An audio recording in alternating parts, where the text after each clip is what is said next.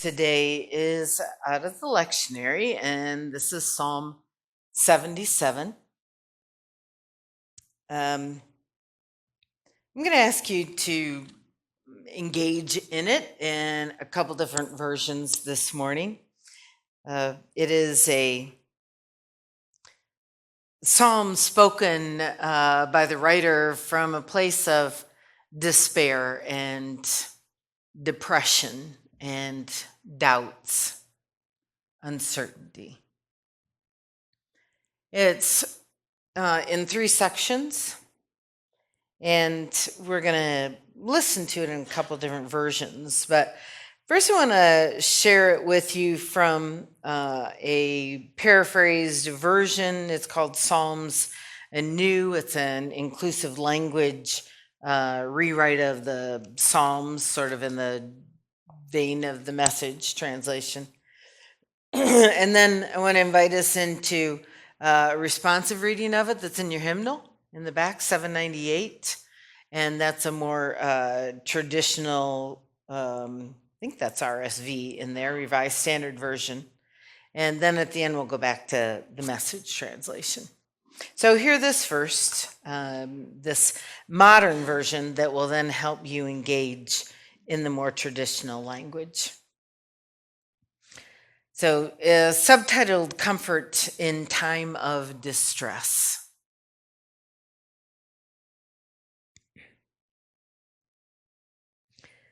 I cried aloud to you, O God. I cried aloud to you, O God. I cried and you heard me. In the day of my distress, I sought you, Yahweh. And by night, I stretched out my hands in prayer. I lay sweating, and nothing could cool me. I refused all comfort. When I remembered you,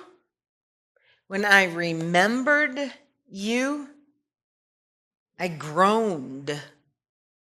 As I pondered, darkness came over my spirit. My eyelids would not close. I was troubled, and I could not speak. My thoughts went back to times long ago. I remembered the years gone past.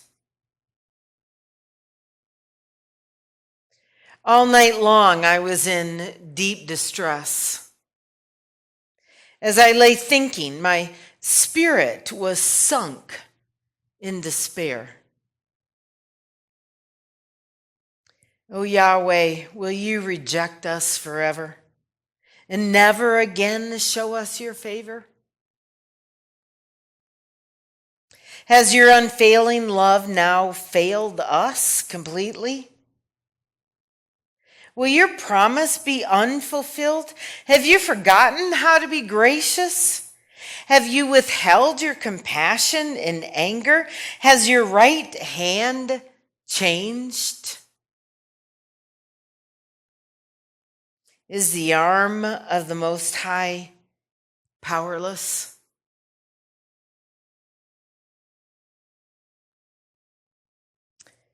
But then I remember your deeds. I recall your wonders in times gone by. I meditate upon your works and ponder all that you have done. O God, your way is holy. What other God is so great as our God? You are the God who works wonders. You have shown the nations your power. With your strong arm, you redeemed your people, the descendants of Jacob and Rachel. The waters saw you, O God, and they saw you, and they shuddered in anguish. The ocean was troubled down to its depths.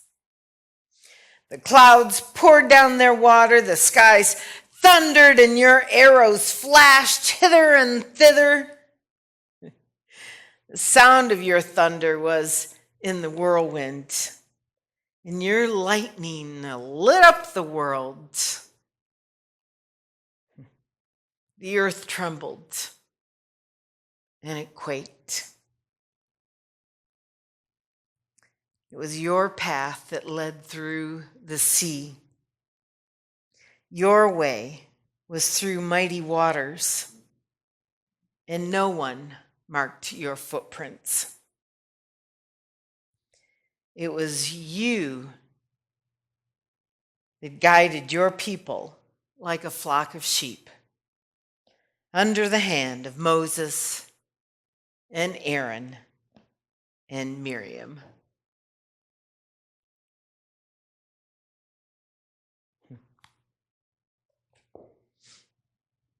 Did you hear it?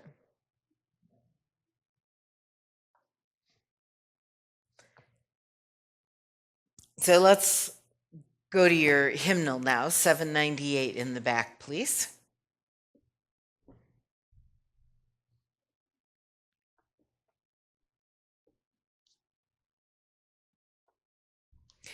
So this is some of the same text. A portion of it is not included here.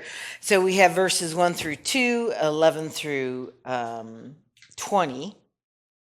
And let's read this responsively and see if you can't pick up some of those same words, those same feelings, that same torment that the writer is going through from his place of despair, and then wondering if God has abandoned him because he's remembering the past, but it's not good memory, and then getting to the place of declaring God's wonder and hope.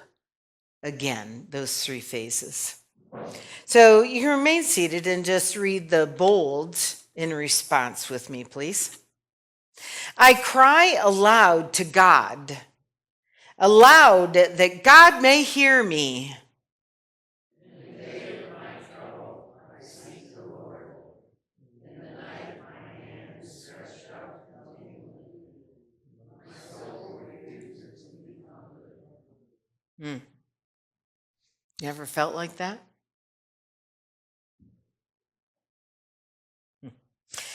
I will call to mind the deeds of the Lord, and I will remember your wonders of old. I will meditate on all your work and muse on your way, O God, is holy.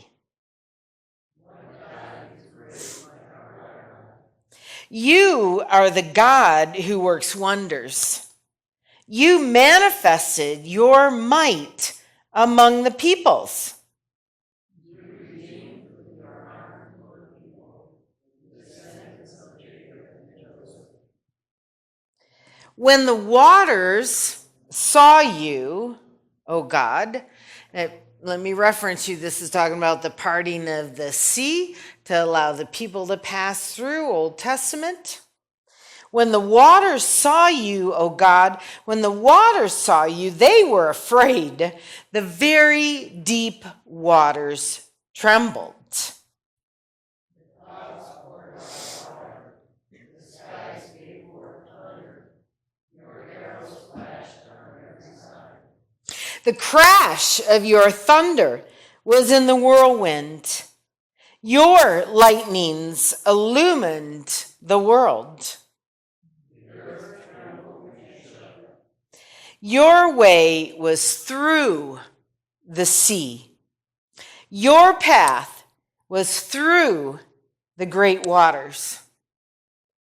And yet your footprints were unseen.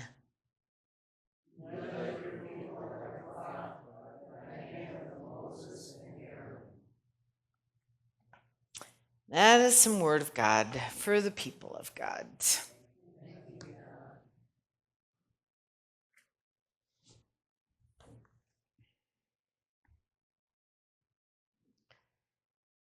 The psalmist writer is inconsolable. not to be reasoned with, in a place of despair,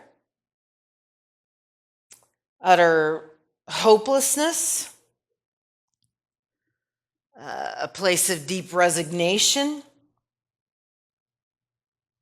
a sense of total abandonment. And mind you, not by a friend or a family member or a church member or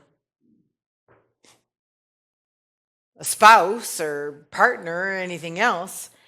They're feeling this way in their relationship with God.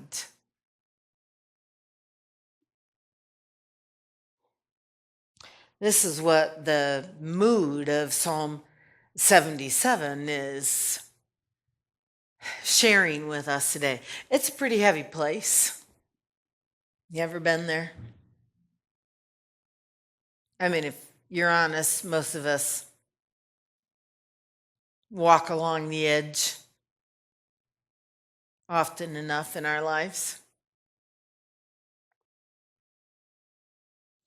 Most of us, in truth, have days when we feel down or depressed or anxious or afraid.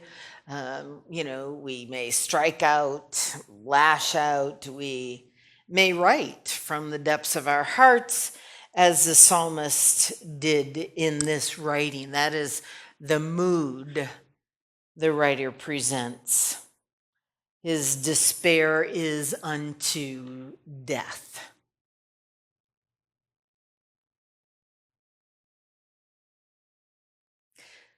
Not unlike that moment of the person who considers ending their own life. He's in that rough of a spot. My soul refuses to be comforted, he says. Refuses to hear reason. Refuses to hear a good word. My hand is up like this. Nope, don't want to hear it. Ears are covered. Refuses to be comforted. Cries the psalmist.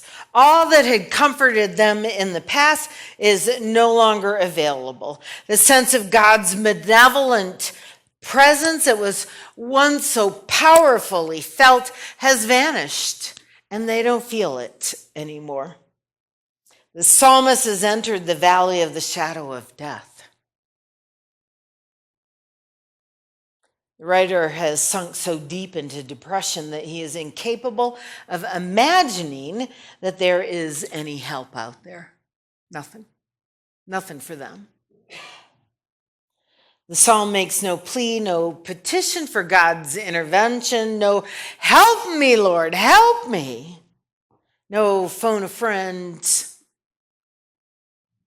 no embrace of comfort from any place. No intervention in his faith.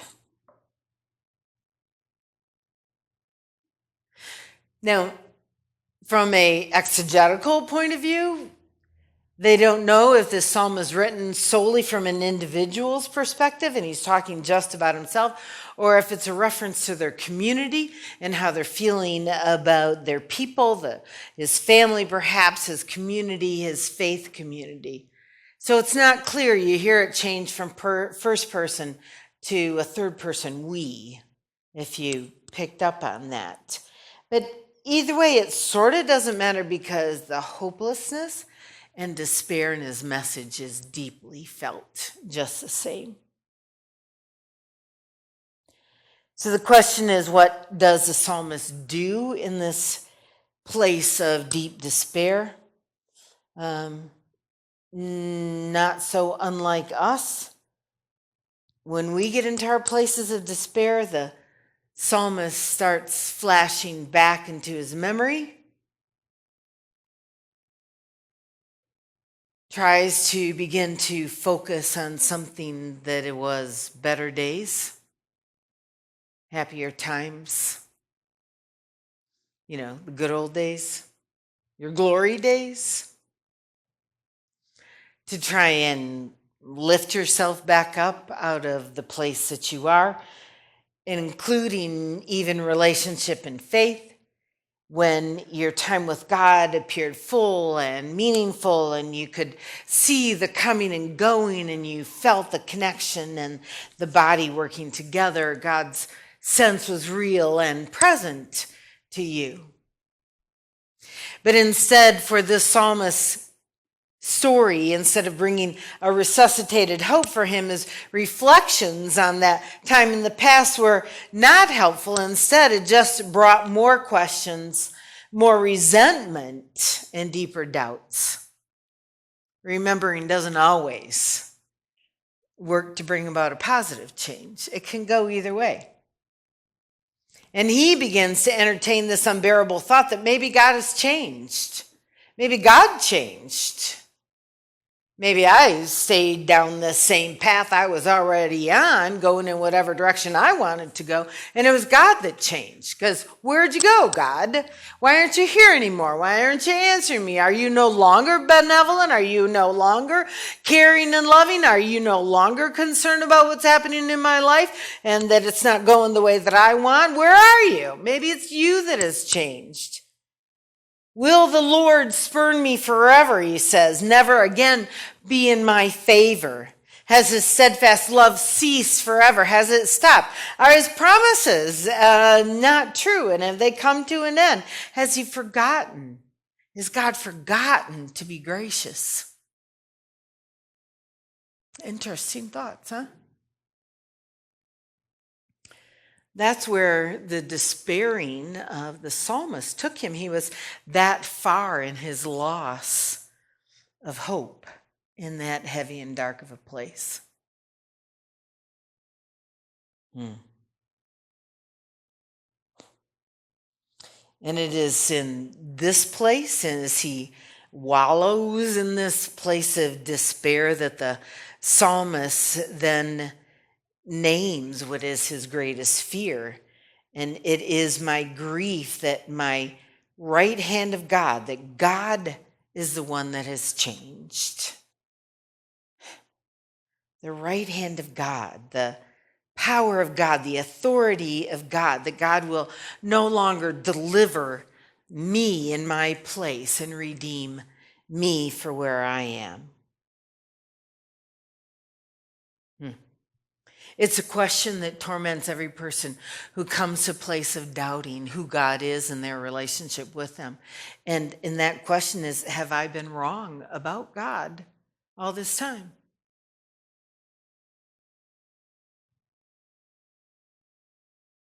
Is God not a God of redemption and grace and mercy and love that requires me to make changes? How I live in my life to reflect the same? Is my God not that person that loves me with all my flaws and imperfections better than any other human can, better than I do myself? And that God of love can love the people I don't and have a place for them just like me? Is God not the one that I thought God was, because the behavior is not what I thought I was supposed to get? Doubts, serious doubts.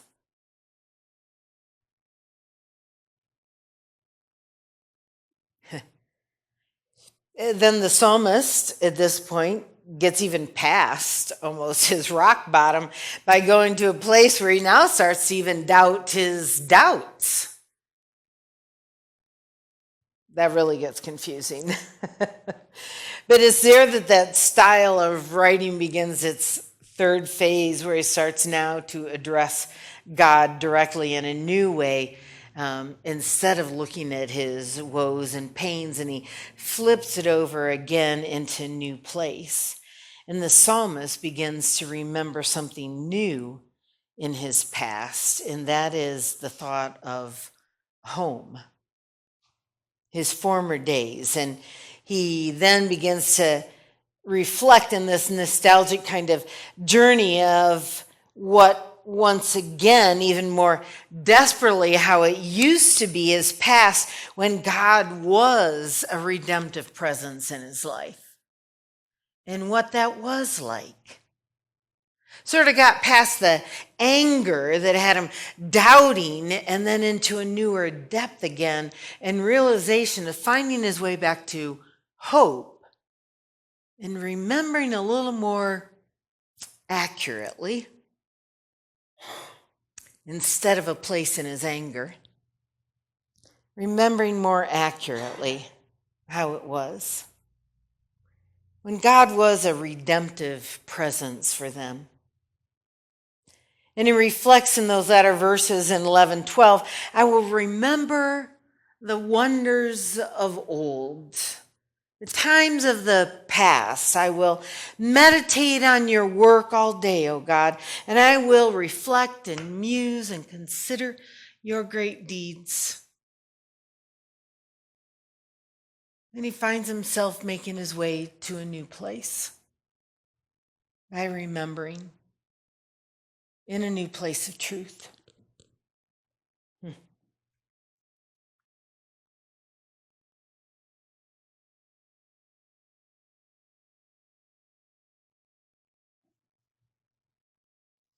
A different kind of trust is beginning to emerge once again for the writer. And the catalyst for this new revelation, this new place, is memory. Remember what God has done. Remember the past. Remember that God has been faithful and present with you. It's us that get confused and distracted and sucked into despairing places that we don't need to be. What matters is that there is a trusting God that is beginning to emerge once more, and the catalyst for all that was in memory. Trust in God is remembered in place of the doubt and of the anger and of the depression and of the despair. Trusting God is remembered. And when that begins to take place, the doubt, the despair, the anger, the depression gets scooted away.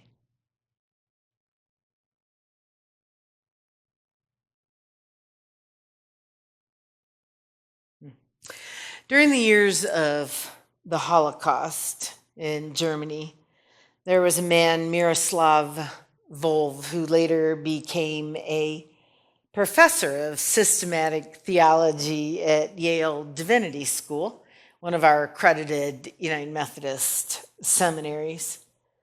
He was originally from Yugoslavia and part of the persecuted population during that horrible time in this world's history. He wrote a powerful book about the importance of memory as a source of redemption and healing and of hope. And that pairs with this idea of what the psalmist is trying to get us to hear. Memory is an important source of redemption, of healing, and finding hope. He asserts that salvation comes through memory. Remembering what God has done for us. And finding our hope in that thought and memory to keep us out of our places of despair. Remembering God's faithfulness and God's love. But the other important point he also makes is that not all memory has that healing presence to it. It can go the other way as well. Because memory can also lead to destruction. and death and pain.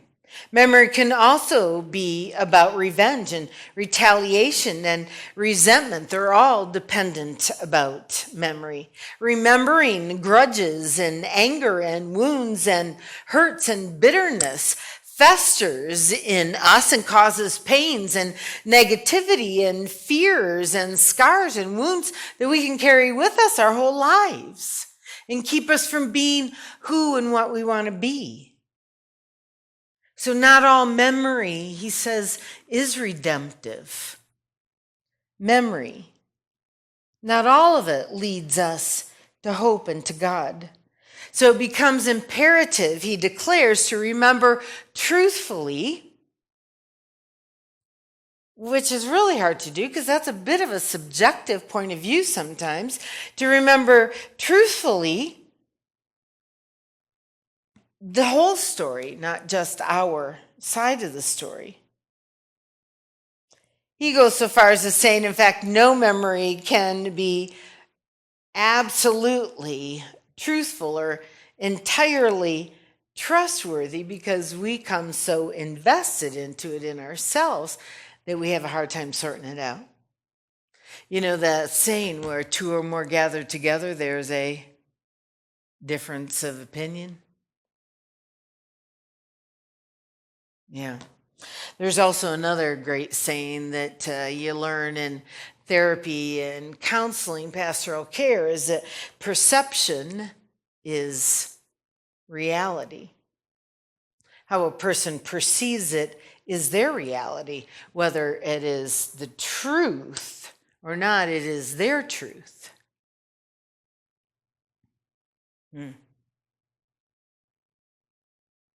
Healing then only can come when one remembers truthfully and remembers therapeutically or interpretively, you might say. My training teaches in therapy, working with post-traumatic stress syndrome and people who've gone through terrible traumas. One way to go back and help them deal with it and reclaim it is to go back to the trauma, revisit it in their mind and their emotions, and rework the outcome.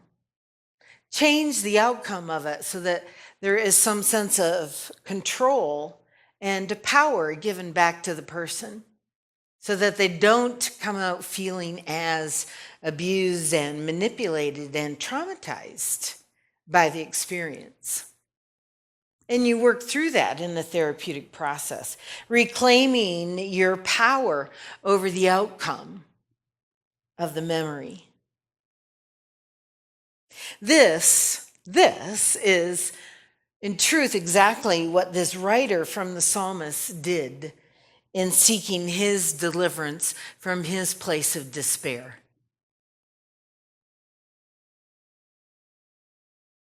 Did you go with me on all that? He went back to the place that was hard, from his place of despair and darkness and heaviness, and worked back through his process to adjust his perception, to remember it in a different way that allows him to reclaim the outcome. And it allowed him to get back to the truth of the faith that God hadn't changed. God hadn't changed. But the psalmist's perception had shifted.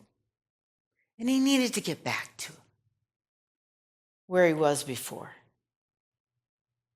This is what I hear in this psalm message for us. That same kind of process, that same kind of invitation. Go back and read it. Again, find a contemporized translation. It's a little easier to follow along in it. Lay it up against your NIV or RSV or whatever else you like to read at home, and lay them out together and see the expression in the language. Find deliverance from places of despair and reclaim the hope and the power and the possibility in finding the truth of God as source of redemption to lead us out of our places of despair and put hope and new promise back into our hearts and our lives.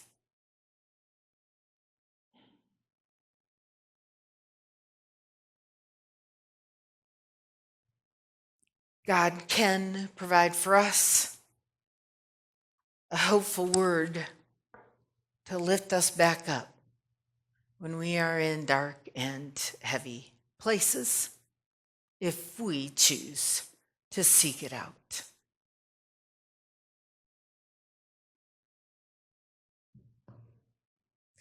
May we find ways to do that and be that for ourselves and for each other.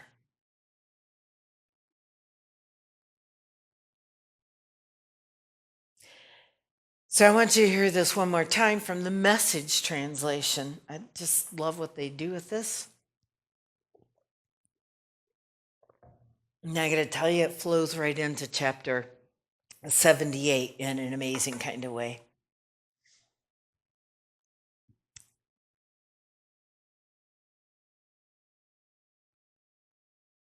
I yell out to my God.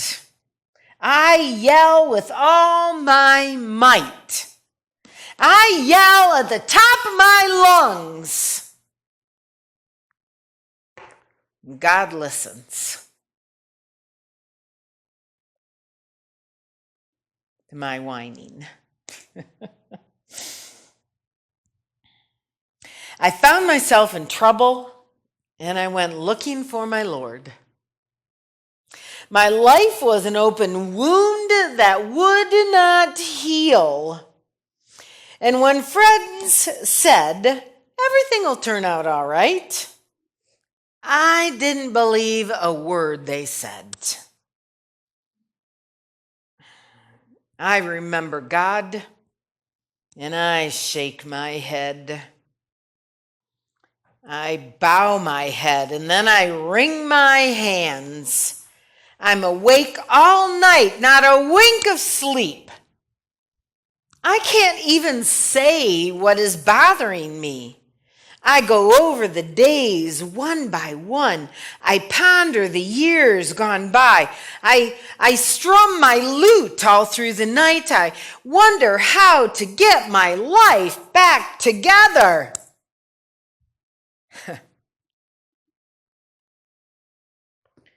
Will the Lord walk off and leave us for good? Will the Lord never smile again? Is his love worn threadbare? Has his salvation promise been burned out?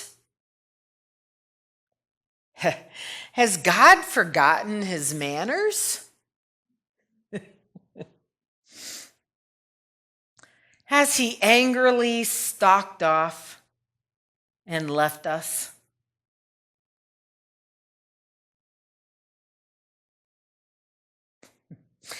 Just my luck, I said. The high God goes out of business just the moment I need him.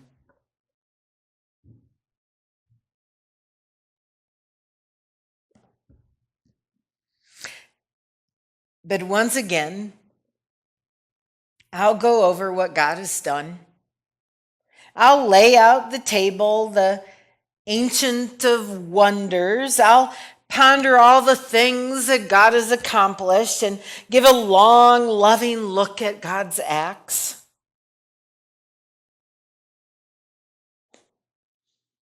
Oh God, your way is holy.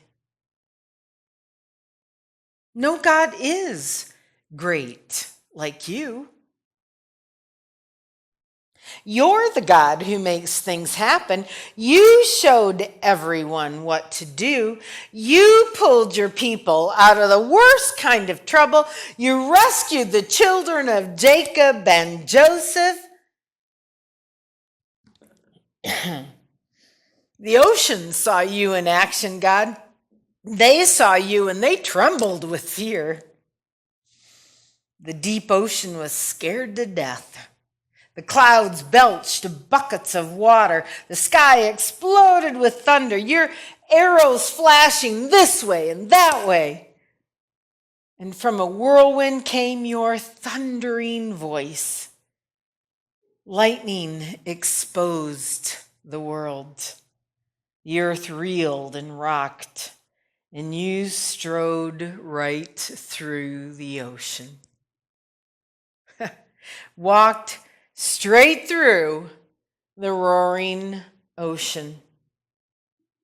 But nobody saw you come and go.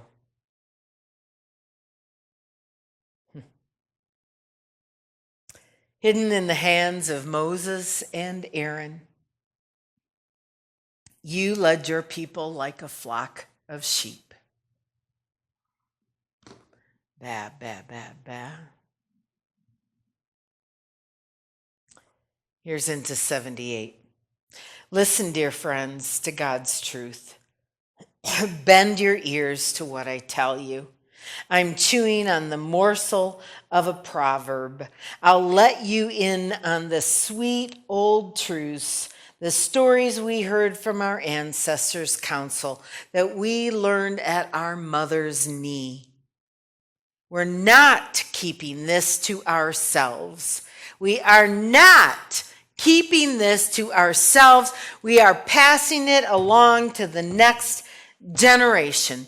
God's fame and fortune, the marvelous things that God has done. Amen.